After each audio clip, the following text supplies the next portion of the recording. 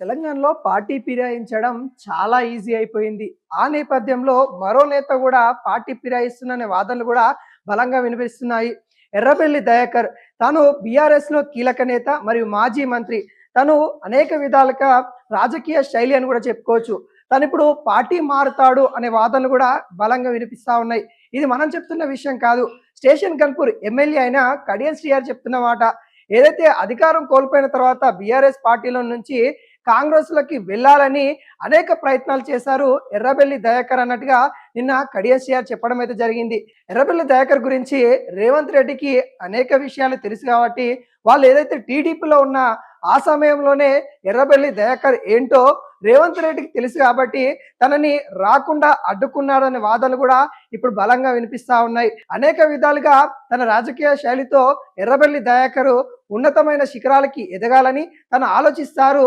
ఎదుటి వారిని ఎదగనీయకుండా తను తొక్కేస్తారనే వాదనలు అయితే తెలుస్తా ఉన్నాయి. ఇవన్నీ తెలిసిన సీఎం రేవంత్ రెడ్డి తనని కాంగ్రెస్‌లోకి రాకుండా అడ్డుకున్నారనేది కూడా తెలుస్తా ఉంది. తాను బీఆర్ఎస్‌లో కీలక నేతగా ఉన్న వ్యక్తి, మంత్రి స్థాయిలో ఉన్న వ్యక్తిని దాదాపుగా 53,000 ఓట్ల తేడాతోని ఓడిపోయిన తర్వాత తనకి ఏం చేయాలో తెలియని పరిస్థితి కనబడతా ఉంది.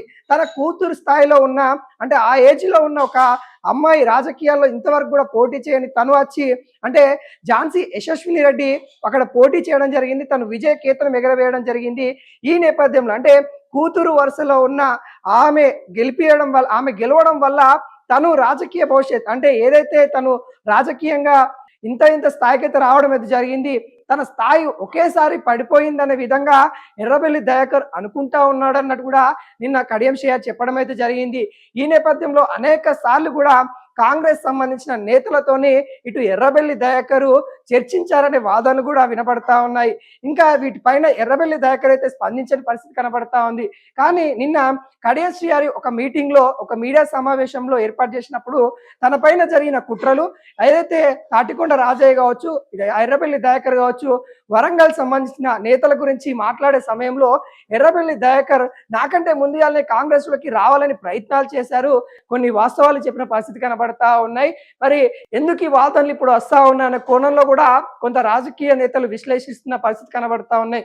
గత కొద్ది రోజుల నుండి ఏదైతే కడియం శ్రీహరి పార్టీ మారినప్పటికాంచి అంటే బీఆర్ఎస్ పార్టీల నుండి కాంగ్రెస్ పార్టీలోకి వెళ్ళిన సమయం నుండి బీఆర్ఎస్ సీనియర్ నేతలు ఎవరైతే అక్కడ ఉన్నారో వాళ్ళందరూ కూడా కడియం శ్రీహరి పైన అనేక విధాలుగా విమర్శలు అయితే చేస్తా ఉన్న పరిస్థితి కనబడతా ఉంది. స్టేషన్ గన్పూర్‌కి తను ఒక చీడ పురుగులా ఉన్నారు అన్నట్టుగా అనేక విధాలుగా ఇటు కడియం శ్రీహరిని అయితే విమర్శిస్తున్న నేపథ్యంలో ఇటు కడియం శ్రీహరి కూడా వారి యొక్క భవిష్యత్ అంటే గతంలో వారు చేసిన విషయాలు ఏవైతే ఉంటాయో వాటన్ని చెప్పే ప్రయత్నం అయితే చేస్తా ఉన్నారు. గతంలో తనకి టికెట్ రాకుండా ఎర్రబెల్లి దయాకర్ ఏ విధంగా అడ్డుకున్నారు, తను పోటీ చేయకుండా ఏ విధంగా అక్కడ తన కడియం శ్రీహరి కాకుండా తాటికొండ రాజయ్యకి టికెట్ ఇచ్చేదాకా తను పట్టుపడిండు అన్న విషయాలు కూడా చెప్తున్న పరిస్థితి కనబడతా ఉంది. ఒకవైపు పార్టీ ఫిరాయించిన ఎమ్మెల్యేల పరిస్థితి కూడా ఇంకా కోర్టులో ఉన్న పరిస్థితి కనబడతా ఉంది. అక్కడ కూడా వీళ్ళకి సంబంధించిన ఒక తీర్పు ఇంకా వెల్లడించిన నేపథ్యం కనబడతా ఉంది.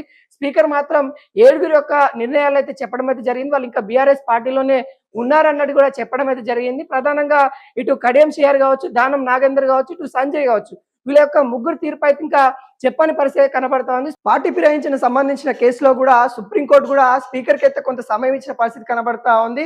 ఇంకా ఈ నిర్ణయం ఎలా ఉంటుందన్నది కూడా కొంత ఉత్కంఠ లేపిస్తున్న పరిస్థితి కనబడతా ఉంది. ఈ లోపే ఈ మాటల కొంత యుద్ధ ఘర్షణ అయితే జరుగుతున్న నేపథ్యం అయితే కనబడతా ఉంది. కొంత స్టేషన్ గన్పూర్ రాజకీయాలు కొత్త హాట్ టాపిక్ గా మారిన పరిస్థితి కనబడతా ఉంది. ఏ క్షణమైనా ఇటు ఎర్రబెల్లి దయాకర్ కాంగ్రెస్ పార్టీలకు వస్తారనే వాదనలు వినిపించినప్పటికీ కూడా సీఎం రేవంత్ రెడ్డి తనని తీసుకునే అవకాశాలు లేవన్నట్టు కూడా చెప్తున్న పరిస్థితి కనబడతా ఉంది. మరి చూడాలి ఇక్కడ యశస్విని రెడ్డి కావచ్చు, ఝాన్సీ యశస్విని రెడ్డి అంటే అక్కడ అత్త కోడలు ఎవరైతే ఉన్నారో వాళ్ళ పాలకుర్తిలో అనేక విధాలు కూడా వాళ్ళ అభివృద్ధి కార్యక్రమాలు చేసుకుంటూ వెళ్తా ఉన్న పరిస్థితి కనబడతా ఉంది. వాళ్ళని కాదని మళ్ళీ ఎర్రబెల్లి దయాకర్ని తీసుకునే ప్రసక్తులు అయితే కాంగ్రెస్ పార్టీ లేదనే బలంగా చెప్తున్న పరిస్థితి కనబడతా ఉంది. మరి చూడాలి ఏం జరుగుతుంది అనేది కూడా చూడాల్సిన పరిస్థితి నెలకొన్న నేపథ్యం కనబడతా ఉంది.